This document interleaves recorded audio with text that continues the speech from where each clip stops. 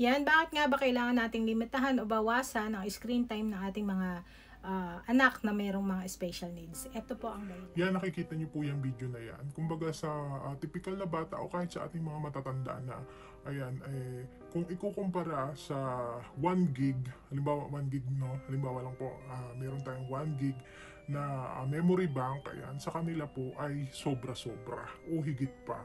Ayan, kaya yung panonood ng sobra-sobra, ayun ang parang nagpupuno ng sobrang impormasyon sa brain nila, kaya yung mga itinuturo natin ay hindi na pumapasok, lalo na't mas interesado sila sa mga sa mga tawag dito sa mga academics, no?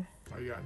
Kaya ang mas mahalaga nga ang pinakamagandang maituturo natin sa kanya o sa kanila na ganitong mga matatalino na, no? Ayan. Ang pinaka the best na ituro sa kanila ay sa kanilang pedya ay yung talagang typical na gawain, no, ng isang typical na bata.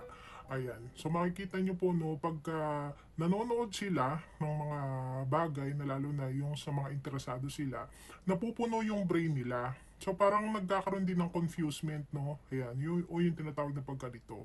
Lalo na sa mga typical na gawain.